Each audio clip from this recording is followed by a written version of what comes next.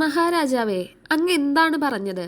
ഈ ഋഷിപുങ്കവന്റെ തപോവൈഭവത്തെ അങ്ങ് അറിഞ്ഞിട്ടില്ലേ? അങ്ങയുടെ രാമനെ രക്ഷിക്കാൻ ഇദ്ദേഹത്തിന് പ്രാപ്തിയില്ലെന്നാണോ അങ്ങ് വിചാരിക്കുന്നത്? രാക്ഷസന്മാരെ ഓടിക്കാൻ പോലും അദ്ദേഹത്തിന് പ്രാപ്തിയില്ലാഞ്ഞിട്ടാണോ അങ്ങയെ സമീപിച്ചത്? അദ്ദേഹത്തിന്റെ ഒരു ചെറിയ സങ്കല്പം കൊണ്ട് തന്നെ എത്രയോ ആയിരം രാക്ഷസന്മാർ ദഹിച്ച് വെണ്ണീറായി തീരുമെന്നിരിക്കെ രാക്ഷസ നിഗ്രഹത്തിന് അങ്ങയുടെ സഹായം അദ്ദേഹത്തിന് എന്തിനാണ്? എങ്കിലും അങ്ങയുടെ ധർമ്മം അങ്ങയെ കൊണ്ട് നിറവേറ്റിച്ച് അങ്ങയെ കൃതാർത്ഥനാക്കാനാണ് അദ്ദേഹം വന്നത്. അദ്ദേഹത്തിന്റെ കാരുണ്യം മാത്രമാണ്. അത് കാണാൻ അങ്ങയ്ക്ക് കണ്ണുണ്ടായില്ല.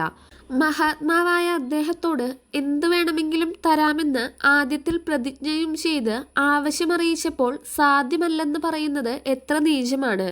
പിന്നെ മറ്റൊരു കാര്യം, രാമൻ അങ്ങ് വിചാരിക്കും പോലെ കേവലം ഒരു മനുഷ്യക്കുട്ടിയോ അങ്ങയുടെ പുത്രനോ മാത്രമല്ല.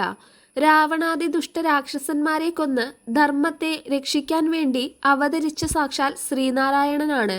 അതിനാൽ രാമന് ആരിൽ നിന്നും യാതൊരാപത്തും വരാൻ പോകുന്നില്ല. മാത്രമല്ല, രാമനിൽ നിന്ന് അങ്ങ് പോലും ഭയപ്പെടുന്ന രാവണാദി ദുഷ്ടന്മാർക്ക് ആപത്തുണ്ടാവാതിരിക്കാനും വയ്യ. ഈ സംഗതികളൊന്നും അങ്ങേക്ക് അറിഞ്ഞുകൂടാ. അതാണങ്ങ് രാമനെ അയക്കാൻ വിസമ്മതിച്ചത്. കൂടാതെ വിഷ്ണു ഭഗവാന്റെ യോഗമായ ശക്തിയായ ലക്ഷ്മി ദേവിയും അവിടുത്തെ അവതാരകാര്യ നിർവഹണത്തിൽ സഹായിക്കാനായി വിദേഹ രാജധാനിയിൽ സീത എന്ന പേരോടുകൂടി അവതരിച്ചിട്ടുണ്ട്.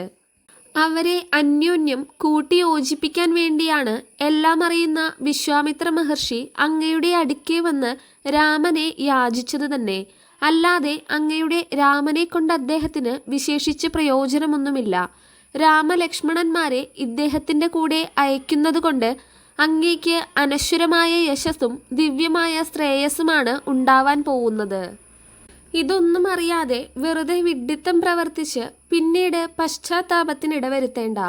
എന്നിങ്ങനെയുള്ള വസിഷ്ഠന്റെ വാക്കുകളെ കേട്ട് ദശരഥൻ സന്തുഷ്ടനായി വേഗത്തിൽ രാമലക്ഷ്മണന്മാരെ കൂട്ടിക്കൊണ്ടുവരുവാൻ പറഞ്ഞു. ശ്രീരാമൻ ലക്ഷ്മണനോടുകൂടി രാജസഭയിൽ പ്രവേശിച്ച ഈ സന്ദർഭത്തിലാണ് വിശ്വാമിത്ര നിർദ്ദേശപ്രകാരം വസിഷ്ഠ മഹർഷി ശ്രീരാമന് ജ്ഞാനോപദേശം ചെയ്യുന്നത്.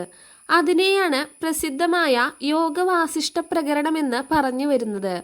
ഉപദേശാനന്തരം ഉത്ബുദ്ധനായ ശ്രീരാമചന്ദ്രനെ ലക്ഷ്മണനാകുന്ന സഹോദരനോടുകൂടി ദശരഥൻ വിശ്വാമിത്രനെ ഏൽപ്പിച്ചു.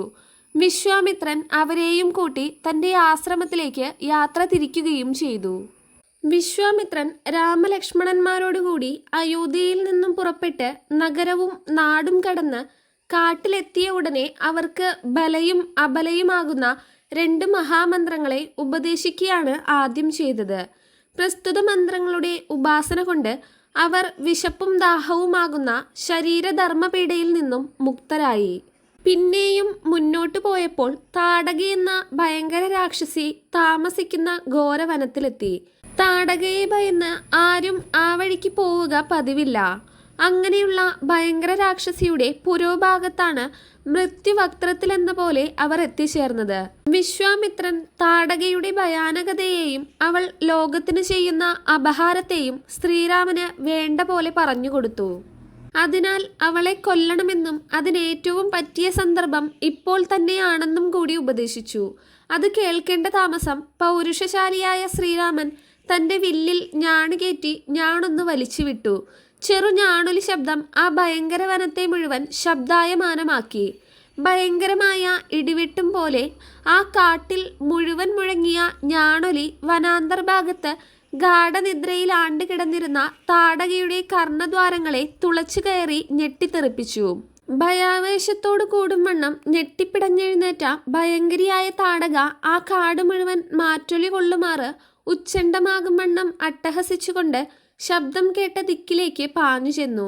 അസ്ഥിമാലകളെ കൊണ്ടും ആന്ധ്രമാലകളെ കൊണ്ടും അലങ്കരിച്ച പർവ്വതാകാരമായ ബീഭത്സ ശരീരവും നെരിപ്പോടുകൾ പോലെ ഉരുട്ടിമിഴിച്ച വട്ടക്കണ്ണുകളും കരാളങ്ങളായ ദംഷ്ട്രകളും കരിമ്പന പോലുള്ള കരചരണങ്ങളും കൂടി ചേർന്ന ആ ഭയങ്കര സത്വം രാജകുമാരന്മാരുടെയും ഋഷിയുടെയും പുരോഭാഗത്തെത്തി. ഭയാനകമായ അട്ടഹാസം കൊണ്ടും ബീഭത്സമായ കാഴ്ച കൊണ്ടും ആരെയും ഭയപ്പെടുത്തുന്ന ആ രാക്ഷസിയെ കണ്ടപ്പോൾ ശ്രീരാമചന്ദ്രൻ തുടങ്ങിയവർക്ക് അറപ്പും വെറുപ്പുമാണുണ്ടായത്. ഋഷിയുടെ നിർദ്ദേശപ്രകാരം ഭഗവാൻ ശ്രീരാമചന്ദ്രൻ ഉടൻ തന്നെ തീക്ഷ്ണമായൊരു ബാണമെടുത്ത് വില്ലിൽ തൊടുത്ത് താടകയുടെ വിശാലമായ മാർവിടത്തെ ലക്ഷ്യമാക്കി മന്ത്രിച്ചയച്ചു. രാമലക്ഷ്മണന്മാരെ വിഴുങ്ങത്തക്ക നിലയിൽ വായ് പിളർന്നു വരുന്ന ആ ഘോരരാക്ഷസി അടുത്തെത്തുന്നതിന് മുൻപ് ശ്രീരാമചന്ദ്രന്റെ അതിതീക്ഷ്ണമായ ശരം മാറിൽ തറച്ച് കാറ്റടിച്ച പർവ്വതമെന്ന പോലെ മറഞ്ഞു വീണു. ഉച്ചാണ്ടഹാസത്തോടെ മറഞ്ഞു വീണ ആ ബീഭത്സ സത്വത്തിന്റെ മാറിൽ നിന്ന് നദിയെന്ന പോലെ രക്തം പ്രവഹിച്ചു. അതിനെ പിന്നിട്ട് ഋഷിയും രാജകുമാരന്മാരും മുന്നോട്ട് നടന്നു. ദിവസങ്ങളെ പിന്നിട്ട് അവർ വിശ്വാമിത്ര മഹർഷിയുടെ പുണ്യാശ്രമത്തിലെത്തി. മഹർഷി യാഗത്തിനുള്ള ഒരുക്കങ്ങളൊക്കെ ചെയ്തു. അതറിഞ്ഞ് രാക്ഷസന്മാരും അവിടെ തയ്യാറായി. മഹർഷി എപ്പോൾ യാഗം ആരംഭിക്കുന്നെന്ന് നോക്കി നിന്ന ഒരു സംഘം രാക്ഷസന്മാർ അവിടെ ചുറ്റിത്തിരിഞ്ഞു നടന്നിരുന്നു. ഏതു സമയത്തും അവരിൽ പ്രമാണിമാരായിരുന്നു താടക സോദരന്മാരായ മാരീചനും സുബാഹുവും. ശ്രീരാമൻ താടകയെ കൊന്നുവെന്നും വിശ്വാമിത്രന്റെ യാഗം രക്ഷിക്കാൻ വന്നിരിക്കുകയാണെന്നും കൂടി കേട്ടപ്പോൾ അവരുടെ ക്രോധം ഒന്നുകൂടി വർദ്ധിച്ചു. ഏതായാലും രാമചന്ദ്രനോട് ഏറ്റുമുട്ടണമെന്ന് തന്നെ അവർ തീർച്ചപ്പെടുത്തി. അതിന് തക്ക നിലയിൽ തയ്യാറെടുത്ത് ഒരുങ്ങി നിന്നു. ക്രമേണ മുഹൂർത്ത സമയമായപ്പോൾ യാഗം ആരംഭിച്ചു. യാഗം തുടങ്ങിയപ്പോൾ രാക്ഷസന്മാർ ആകാശത്ത് നിന്നും രക്തം, മത്സ്യം, മാംസം തുടങ്ങിയവ വർഷിക്കാനും തുടങ്ങി. ശ്രീരാമൻ വേഗത്തിൽ കൂർത്തുമൂർത്ത ഒരു ശരമെടുത്ത് സുബാഹുവിനെ ലക്ഷ്യമാക്കി അയച്ചു. അതുകൊണ്ട് ആ രാക്ഷസൻ ചത്തുവീണു. രാക്ഷസന്മാർ ആകപ്പാടെ ഭയപ്പെട്ടു. ചിലർ ഓടാൻ തുടങ്ങി. മറ്റു ചിലർ പരിഭ്രമിച്ച് അങ്ങിങ്ങ് മാറി നിന്നു. താമസമുണ്ടായില്ല. ശ്രീരാമചന്ദ്രൻ രണ്ടാമതും ഒരു ശരമെടുത്ത് മാരീചനെ ലക്ഷ്യമാക്കി അയച്ചു. തനിക്ക് അഭിമുഖമായി വരുന്ന അഗ്നിജ്വാല പോലുള്ള രാമശരത്തിൽ നിന്നും രക്ഷപ്പെടാൻ മാരീചൻ പലതും ചെയ്തു നോക്കി. എന്തു ചെയ്തിട്ടും രാമബാണം തന്നെ വിട്ട് പോകുന്നില്ലെന്ന് കണ്ട് ഭയാക്രാന്തനായി ഓടാൻ തുടങ്ങി. മുന്നിൽ മാരീചനും പിന്നാലെ ശരവുമായി ഓടി ഓടി അവസാനം സമുദ്രത്തിൽ ചെന്ന് വീണു. അഗാധ ജലപ്പരപ്പിന്റെ അടിത്തട്ടിൽ പോയൊളിച്ചു മാരീചൻ. പുറത്തേക്ക് പൊന്തിയാൽ കൊല്ലത്തക്ക നിലയിൽ ബാണം വെള്ളത്തിനു മുകളിൽ കാവലുമായി. അങ്ങനെ കുറേ ദിവസങ്ങൾ തന്നെ കഴിഞ്ഞു. അതിനിടയ്ക്ക് മഹർഷിയുടെ യാഗവും നിർവിഘ്നമായി നിറവേറി. അതോടെ രാമബാണം മടങ്ങി ആവനാഴിയിൽ വന്ന് വീഴുകയും ചെയ്തു. പ്രാണഭയം കൊണ്ട് ആർത്തനായ മാരീചൻ സമുദ്രത്തിൽ നിന്ന് ഏതോ ഒരു മൂലയിൽ പതുക്കെ പൊന്തി ഭയാക്രാന്തനായി ഓടി എവിടെയോ കാട്ടിൽ പോയി ഒളിക്കുകയും ചെയ്തു. വിശ്വാമിത്രൻ തന്റെ യാഗം നിർവിഘ്നം നിറവേറിയെന്ന കാരണത്താൽ അത്യന്ത സന്തുഷ്ടനായി. രാമഭദ്രന്റെ പ്രഭാവത്തെയും പൗരുഷത്തെയും വാഴ്ത്തി. അനന്തരം പല ദിവ്യാസ്ത്ര പ്രയോഗങ്ങളെയും വിശ്വാമിത്രൻ രാമലക്ഷ്മണന്മാർക്ക് ഉപദേശിച്ചു. ഏതാനും ദിവസങ്ങൾ സൽക്കഥകളെയും പറഞ്ഞ് രസിച്ചുകൊണ്ടവർ ആശ്രമത്തിൽ തന്നെ കഴിച്ചുകൂട്ടി. അനന്തരം അവർ മൂന്നാളും കൂടി വിദേഹ രാജ്യത്തേക്ക് പുറപ്പെട്ടു. അവിടെ ജനകപുത്രിയായ സീതാദേവിയുടെ വിവാഹവും അതിനോടനുബന്ധിച്ച മഹേശ്വര ശാപ ഭഞ്ജനവും നടക്കാൻ പോകുന്നുണ്ടെന്നും അത് രസകരമായൊരു കാഴ്ചയാണെന്നും വിശ്വാമിത്രൻ രാജപുത്രന്മാരെ ധരിപ്പിച്ചു. കേട്ടപ്പോൾ അവർക്കും അത് കാണാൻ കൗതുകം ജനിച്ചു. അന്ന് തന്നെ അവർ മൂന്നാളും കൂടി മിഥില രാജ്യത്തേക്ക് യാത്രയുമായി. കാട്ടിൽ കൂടി പല സ്ഥലങ്ങളെയും പിന്നിട്ടുകൊണ്ടവർ മുന്നോട്ട് പോയിക്കൊണ്ടിരിക്കെ ജന്തുശൂന്യവും എന്നാൽ ദിവ്യവും പ്രസിദ്ധവുമായ ഗൗതമാശ്രമത്തിലെത്തി. എല്ലാം കൊണ്ടും അത്യന്ത ആകർഷകവും ദിവ്യവുമായ ആ പുണ്യാശ്രമം ജന്തുശൂന്യമായി കണ്ട് ആശ്ചര്യപ്പെട്ട ശ്രീരാമചന്ദ്രൻ ഋഷിയോട് അതിൻ്റെ വൃത്താന്തത്തെ ചോദിച്ചു. വിശ്വാമിത്രൻ പണ്ട് ഗൗതമനും പത്നിയായ അഹല്യയും അവിടെ തപോനിഷ്ഠരായി കഴിഞ്ഞിരുന്ന വർത്തമാനത്തെയും അഹല്യയുടെ സൗഭാഗ്യവിശേഷത്താൽ ആകർഷിക്കപ്പെട്ട ഇന്ദ്രൻ കപടമായി ഗൗതമവേഷം കെട്ടി അഹല്യയെ പ്രാപിച്ചതും ആ അനാചാരത്തെ തൻ്റെ ദിവ്യദൃഷ്ടി കൊണ്ടറിഞ്ഞ ഗൗതമൻ അഹല്യയെ കല്ലായി തീരാൻ ശപിച്ചതും മറ്റുമാകുന്ന കഥയെ അവർക്ക് വിസ്തരിച്ചു പറഞ്ഞുകൊടുത്തു. അനന്തരം കല്ലായി നിൽക്കുന്ന അഹല്യയെയും കാണിച്ചു കൊടുത്തു. ശ്രീരാമന്റെ പാദസ്പർശമുണ്ടാവുമ്പോൾ വീണ്ടും പൂർവസ്ഥിതിയെ പ്രാപിക്കുമെന്നാണ് ഗൗതമൻ ശാപമോചനമായി കൊടുത്ത അനുഗ്രഹമെന്നും ഋഷി പറഞ്ഞുകൊടുത്തു. അതിനാൽ രാമചന്ദ്രൻ പാദം കൊണ്ട് ശിലയെ സ്പർശിച്ചാൽ ശില അഹല്യാദേവിയായി തീരുമെന്നും അങ്ങനെ ചെയ്യണമെന്നും കൂടി ഋഷി നിർദ്ദേശിച്ചു. ശ്രീരാമപാദ സ്പർശനമേറ്റതോടെ അഹല്യ ശിലാരൂപത്തെ വിട്ട് ആദ്യത്തെ പോലെ തന്നെ അഹല്യാദേവിയായി. സന്തോഷത്താലും ചാരിതാർത്ഥ്യത്താലും മതിമറന്ന് ശ്രീരാമചന്ദ്രനെ പ്രദക്ഷിണം ചെയ്ത് വീണ് നമസ്കരിച്ച് ഭക്തിവിവശയായി വാഴ്ത്തി സ്തുതിച്ചു. സന്തുഷ്ടനായ ഭഗവാൻ അഹല്യാദേവിയെ അനുഗ്രഹിച്ചു. ദേവി ഗൗതമ സന്നിധിയിലേക്ക് യാത്രയുമായി. വീണ്ടും അവർ മുന്നോട്ട് നടന്ന് ഗംഗയെ കണ്ടു. ക്രമേണ മിഥില രാജ്യത്തിന്റെ അതിർത്തിയിലെത്തി പട്ടണത്തിൽ പ്രവേശിച്ച് ചുറ്റി നടന്ന് രാജധാനിയുടെ പുരോഭാഗത്തെത്തി. അപ്പോഴാണ് ജനകരാജാവ് വിശ്വാമിത്ര മഹർഷി തേജസ്വികളായ ഏതോ 2 രാജകുമാരന്മാരോട് കൂടി വന്നിരിക്കുന്നുവെന്ന വർത്തമാനമറിഞ്ഞത്. ഉടനെ തന്നെ മഹാരാജാവ് തന്റെ പുരോഹിതനായ ശതാനന്ദനോടും മംഗളപദാർത്ഥങ്ങളോടും കൂടി വന്ന് മഹർഷിയെ എതിരേറ്റ് കൂട്ടിക്കൊണ്ടുപോയി. ജനകൻ അവരെ വിധിയാവണ്ണം പൂജിക്കുകയും സൽക്കരിക്കുകയും ചെയ്തു. അനന്തരം അന്യോന്യം കുശലപ്രശ്നം ചെയ്തു.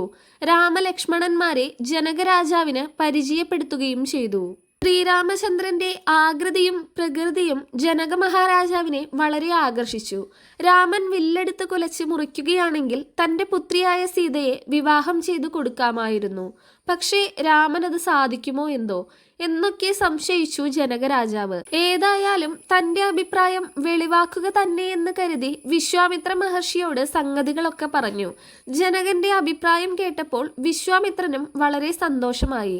അദ്ദേഹം ശ്രീരാമനെ കൊണ്ട് സീതാവിവാഹം നടത്തിക്കാൻ കരുതിക്കൂട്ടി തന്നെ വന്നിരിക്കുകയാണ്. പക്ഷേ അത് മറ്റാരെയും അറിയിച്ചിട്ടില്ലെന്ന് മാത്രം. താൻ ജനകരാജാവിനോട് അങ്ങോട്ട് പറയണമെന്ന് വിചാരിച്ചതായിരുന്നു. അത് അദ്ദേഹം തന്നെ ഇങ്ങോട്ട് പറഞ്ഞപ്പോൾ വിശ്വാമിത്രൻ വളരെ സന്തുഷ്ടനായി. ജനകരാജാവിന്റെ അഭിപ്രായം കേട്ടയുടനെ അദ്ദേഹം മറ്റൊന്നും ആലോചിക്കാതെ വേഗത്തിൽ ശ്രീരാമന് വില്ല് കാണിച്ചു കൊടുക്കാൻ മാത്രം പറഞ്ഞു. രാജാവിനും വളരെ സന്തോഷമായി. മന്ത്രിയെ വിളിച്ചു വില്ലടിപ്പിച്ചു കൊണ്ടുവരാൻ കൽപ്പനയായി. അനവധി ഭടന്മാർ കൂടി താങ്ങിപ്പിടിച്ച് വില്ല് രാജസഭാ മണ്ഡപത്തിൽ എത്തിച്ചു. സീതാവിവാഹം അനവധി ആളുകൾ കണ്ടതാണ് ജനക രാജധാനിയിലെ മഹേശ്വര ചാപം. അവർക്കൊക്കെ സീതയെ കിട്ടിയാൽ കൊള്ളാമെന്നുണ്ടായിരുന്നു. പക്ഷെ ആർക്കും കഴിഞ്ഞില്ല വില്ലു മുറിക്കാൻ. അതിനാൽ ആർക്കും സീതയെ ലഭിക്കാനും കഴിഞ്ഞില്ല. വിശ്വാമിത്രന്റെ ശിക്ഷണത്തിൽ വളർന്ന ശ്രീരാമനാണ് അവസാനമായി വില്ലു കാണാൻ ചെന്നിരിക്കുന്നത്.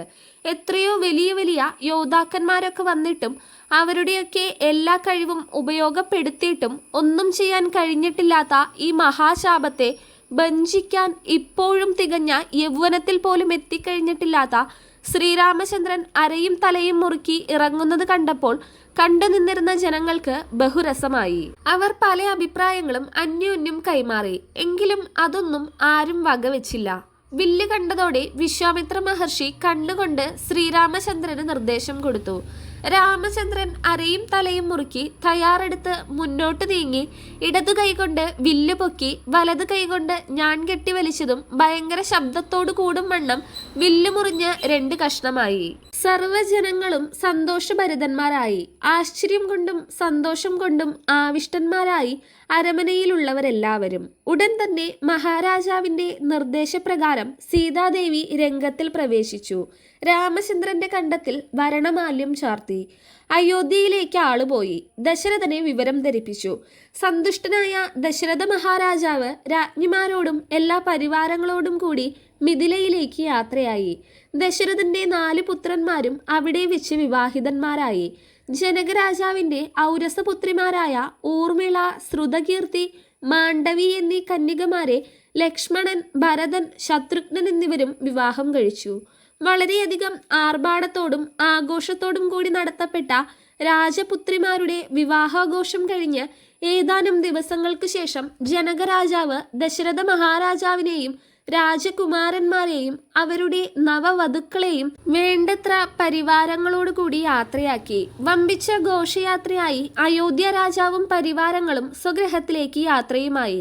എല്ലാ ആഡംബരങ്ങളോടും ആർഭാടങ്ങളോടും കൂടി മുന്നോട്ട് നീങ്ങിക്കൊണ്ടിരുന്ന ആ രാജകീയ ഘോഷയാത്ര മിഥിലയിൽ നിന്നും പുറപ്പെട്ട് കുറെ ദൂരം വന്നപ്പോഴാണ് ഒരു എതിർപ്പിനെ നേരിടേണ്ടി വന്നത്. ഭൃഗുപുത്രനായ പരശുരാമനായിരുന്നു എതിരാളി. മഹേശ്വര ശാപത്തെ ശ്രീരാമൻ ഭഞ്ജിച്ചു എന്ന് കേട്ടപ്പോൾ ഇളകിയതായിരുന്നു ഭാർഗവരാമൻ. സ്വതവേ തന്നെ ക്ഷത്രിയാന്തകനായ അദ്ദേഹത്തിന് അയോധ്യ രാജകുമാരന്റെ വിജയം അസഹ്യമായൊരു ആസ്വാസ്ഥ്യമായി തീർന്നു. അതായിരുന്നു എതിർപ്പിന്റെ കാരണം. പരശുരാമൻ കലശലായി ക്ഷോഭിച്ചു. തന്റെ കയ്യിൽ ഒരു വില്ലുണ്ട്, അതെടുത്ത് രാമൻ ഞാൻ കെട്ടി അസ്ത്രം തൊടുക്കണം, ഇല്ലെങ്കിൽ തന്നോട് യുദ്ധത്തിന് വരണം. ഇത് രണ്ടും ചെയ്യാത്ത പക്ഷം 2 രാമന്മാരുണ്ടാവാൻ താൻ സമ്മതിക്കില്ല.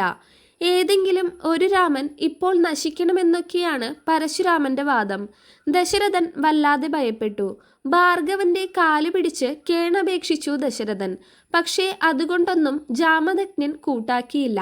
അവസാനം ശ്രീരാമൻ മുന്നോട്ട് വന്ന് ഭാർഗവന്റെ വില്ല് വാങ്ങി നിഷ്പ്രയാസം ഞാൻ കെട്ടി ശരം തൊടുത്ത് ലക്ഷ്യം കാണിച്ചു തരാൻ പറഞ്ഞു. തൊടുത്ത ശരം മടക്കിയെടുക്കില്ല, ലക്ഷ്യം കാണിച്ചു തരാത്ത പക്ഷം തല പോവുമെന്നും ശ്രീരാമനും പറഞ്ഞു. തന്റെ കയ്യിലുള്ള അസാധാരണമായ വില്ല് കുലയേറ്റുകയും തന്റെ തല തന്നെ ലക്ഷ്യമാക്കുകയും ചെയ്യണമെങ്കിൽ സാധാരണ മനുഷ്യനൊന്നും സാധ്യമല്ലെന്നിരിക്കെ എന്താണിങ്ങനെ സംഭവിച്ചതെന്ന് വീണ്ടും വീണ്ടും ആലോചിച്ചപ്പോൾ ഭാർഗവരാമന് ബോധ്യപ്പെട്ടു. ശ്രീരാമൻ സാക്ഷാൽ ശ്രീനാരായണന്റെ അവതാരമാണെന്ന്. അതിനാൽ എല്ലാ അഹങ്കാരവും അടങ്ങി ഭഗവാനെ പ്രദക്ഷിണം വെച്ച് വീണ്ടും നമസ്കരിച്ചു. കീർത്തനങ്ങളെ കൊണ്ടും ദിവ്യമന്ത്രങ്ങളെ കൊണ്ടും സ്തുതിച്ചു. ദ്വീപാന്തരത്തിലുള്ള രാക്ഷസന്മാരെ രാമശരത്തിന് ലക്ഷ്യമാക്കാൻ അപേക്ഷിച്ചു. ഇതുപ്രകാരം ചെയ്തു. ഭാർഗവരാമൻ ശ്രീരാമനാൽ അനുഗ്രഹീതനായി. ആയുധം വെച്ച് മഹേന്ദ്ര പർവ്വതത്തിൽ തപസ്സിനായി പോവുകയും ചെയ്തു. അനന്തരം വിശേഷ സംഭവങ്ങളൊന്നും കൂടാതെ മഹാരാജാവും പരിവാരങ്ങളും അയോധ്യയിൽ മടങ്ങിയെത്തി. സുഖസമാധാനത്തോടും സമൃദ്ധിയോടും കൂടി അവിടെ സുഖവാസം ആരംഭിച്ചു. രാജകുമാരന്മാർ നവവധുക്കളോടുകൂടി പല രാജകീയ ഭോഗങ്ങളെയും അനുഭവിച്ചുകൊണ്ട് അരമനയിൽ സുഖിച്ചു വന്നു. സീതാവിവാഹം കഴിഞ്ഞ് അയോധ്യയിൽ മടങ്ങിവന്ന സുഖവാസം ആരംഭിച്ചു എന്ന് പറഞ്ഞ് അവിടെ വെച്ചാണ് ബാലകാന്ഡം എന്ന 1ാമത്തെ കാണ്ഡം അവസാനിപ്പിക്കുന്നത്. ബാല്യ കൗമാര ദശകൾ കഴിഞ്ഞ് യൗവനത്തിലേക്ക് എത്തി എന്നതുകൊണ്ടാണല്ലോ ബാലകാന്ഡം അവസാനിച്ചത്. ശ്രീരാമചന്ദ്രന്റെ ബാല്യദശയിലെ ചരിത്രങ്ങൾ പറഞ്ഞു കഴിഞ്ഞു. ഇനി യൗവനത്തിലെ ചരിത്രങ്ങളാണ് പറയാൻ പോകുന്നതെന്നും സൂചിപ്പിക്കുന്നു.